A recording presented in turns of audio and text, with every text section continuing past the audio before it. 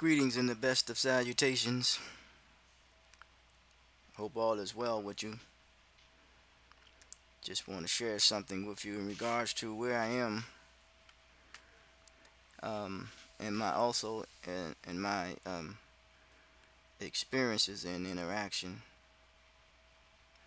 with um, personally, of course, with myself and with older people who are broken and need repair, and or how do we even prepare uh, them to go out and help and build, you know, um, build up the strength in younger people, that they give them the proper guidance, and that they themselves won't become uh, so broken to a point where the pieces of the puzzle are so scattered that you're unable to find those pieces and bring them back together.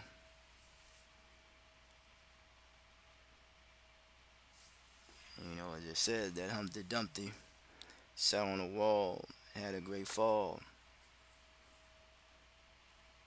couldn't put them back together again. His unifying thoughts, his mental, emotional, psychological, physiological, sociological, the totality of his or her well being, you know.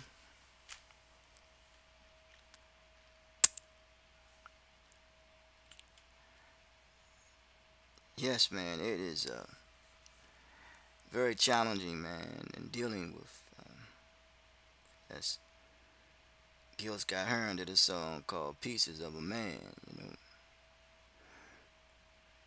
As you're talking to an individual, you think you're talking to someone that's whole, but he's not whole, he's broken into pieces.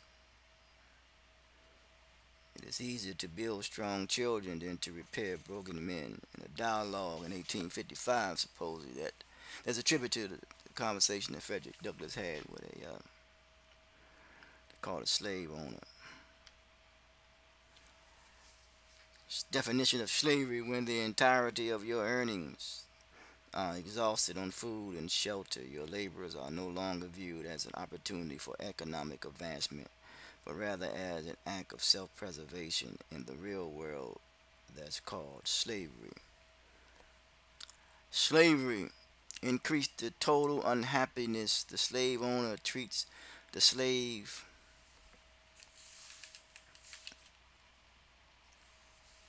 as he means to achieve. The slave owner ends, not an end in themselves. As Dr. King said, the ends by which we live outdistance the means by which we live should now outdistance the ends for which we live. That's tradition. So it's talking about really, man, you know, slavery, you know, psychological slavery, mental bondage, the soul and the mind. Yes, um, it is quite interesting um, in a culture where there is a great need of mental health. Um, People who have been broken over the years.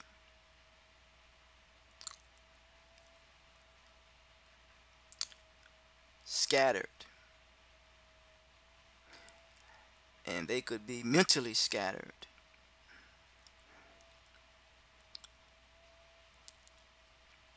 psychologically deranged, unable to reason, which makes him or her very delusional. And you got lone wolves, out there who feel as though that their demands are not being met, so feel as though that they have been disrespected, that they have no voice, so they try to compensate for that deep feelings of insecurities and feeling of inadequacy and feel as though they have no voice, that they're left out. So they go to the extreme acts of terror and violence, vigilant, uh, very extreme. And it seems it's only getting worse because of the brokenness, the deep-seated feeling of insecurity and feelings of inadequacy have not been dealt with.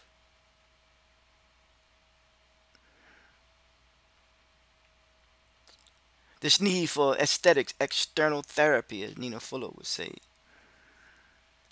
you know,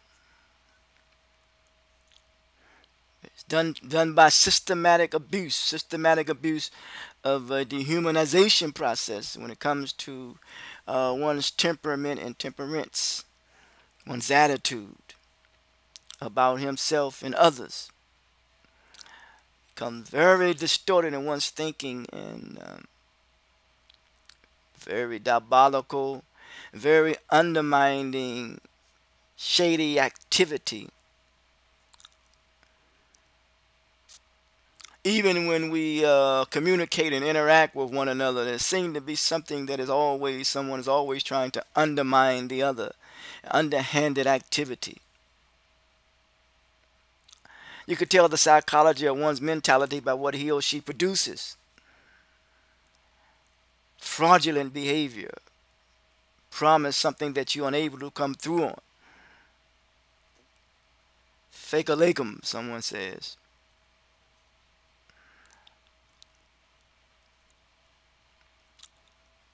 So yes, man, it's people, for the sake of humanity,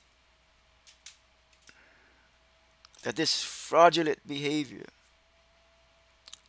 this undermining, underhanding activity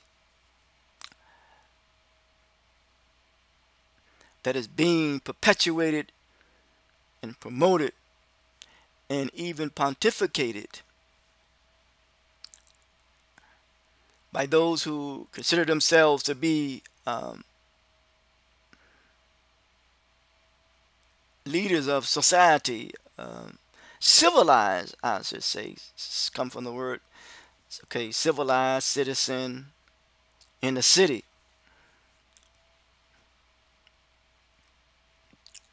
The propaganda that is being used to of negativity to sensationalize things and appeal to one's emotional and guided by one's feelings of and one's urges.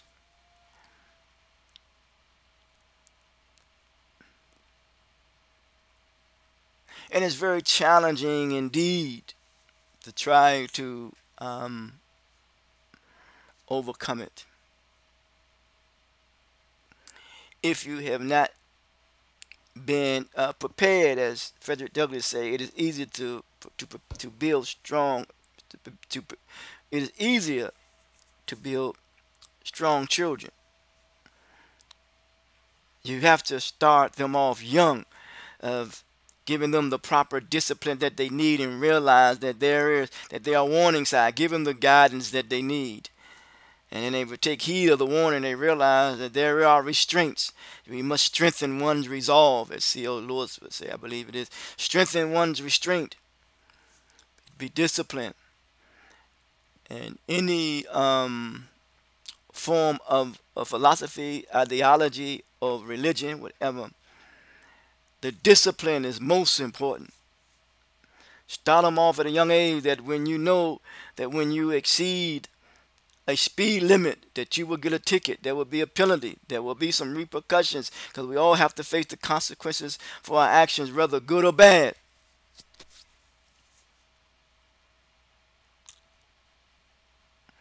Out of difficulty comes ease, as it says, to facilitate, to keep pushing forward.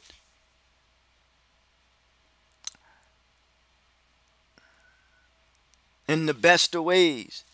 I'm not creating a commentary of that particular statement, text of that which is written.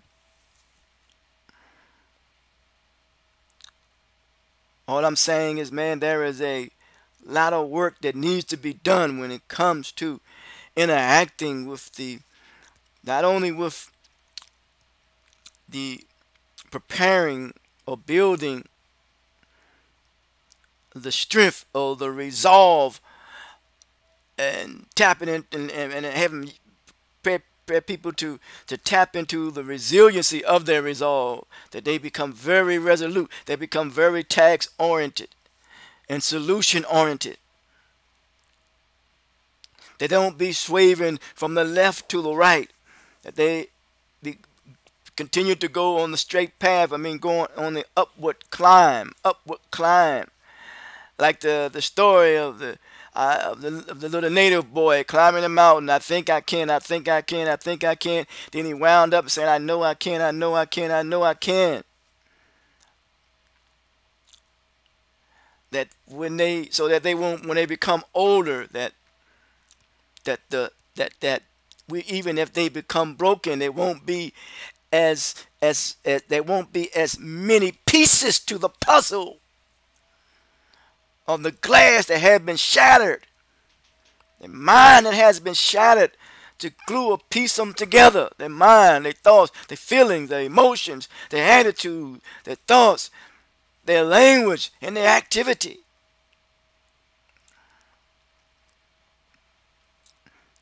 Won't be as difficult. Won't be as hard. So what we need, really, I say, is capacity training. That we have the people have enough resources, enough determination, enough devotion, enough commitment, enough dedication,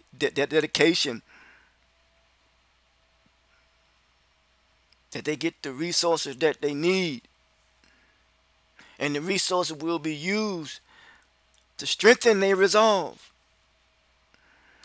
And one thing I know, when you deal with resolve, we deal with the resolve is associated with issue, and we deal with one issue, you deal with what is called character, because character is the outgrowth of one's humanity. So it is the character, and that's associated. Let this talking about ethics now, creating me a clean heart. That's ethics. It leads to one's moral obligation to be ethical, and strengthening one's intellect for the greater good and the betterment of all humanity. Dr. King says one has not begun living until he moved from the narrow confines of his own individual concern to the concerns of all humanity. What is sin? Sin is nothing but moral culture decline. It is associated with recidivism, which means we missed the mark. It means we have been deprived, or people are being deprived of being accountable. It's about accountability. So we have the responsibility to be accountable, to give account for our actions. For what is war? Some say it is merely a symptom of humans have not been able to rise above their lower instinct, lower instincts.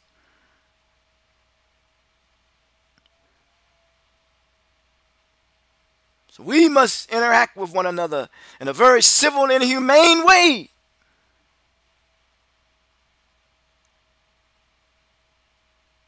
And be the model for all humanity to see. Going beyond race, class, gender, religion, politics, economics, in education. A system that is supported by, I like it, called Tawheed. I don't promote anything. And I learned that oneness is stronger than conflict and unity is stronger than diversity. Stronger is the key. We need to become stronger in our resolve, strong in our commitments, stronger in our dedication, strong in our determination.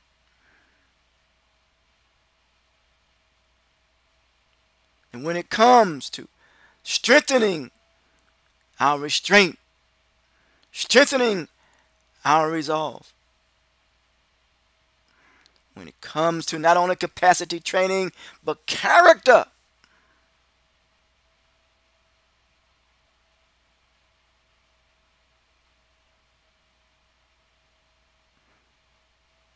and live out the true meaning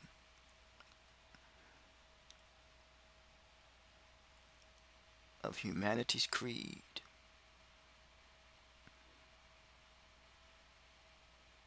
Until next time, Reverend Walimu Kevin, here at the UB Blank Culture Center.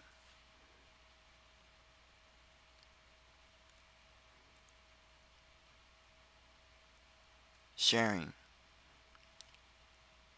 what's on my heart and what's in my mind and what I have experienced in the work that I am doing and how that work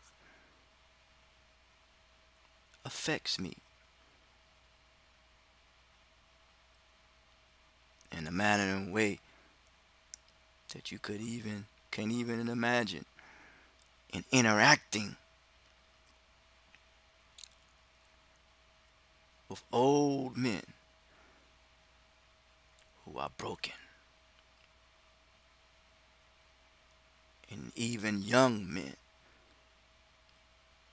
who has not yet been prepared, the proper guidance that they need, that they will be on the right path, that they won't become as broken and may not become broken. That they don't be like the horse's bridle when someone is riding them.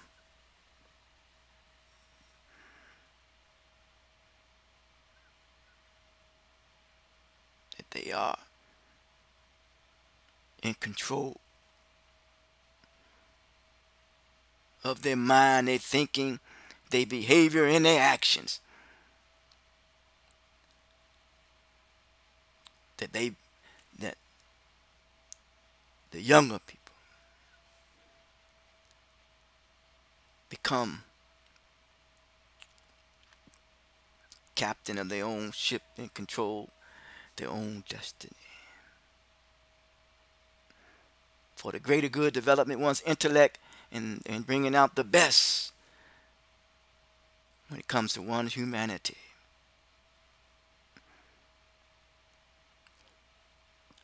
This is Humanity Call. Until next time, once again, the teacher of teachers, preachers of preachers, when it comes to reverence from the heart, Reverend Walimu Kevin. Talk to you.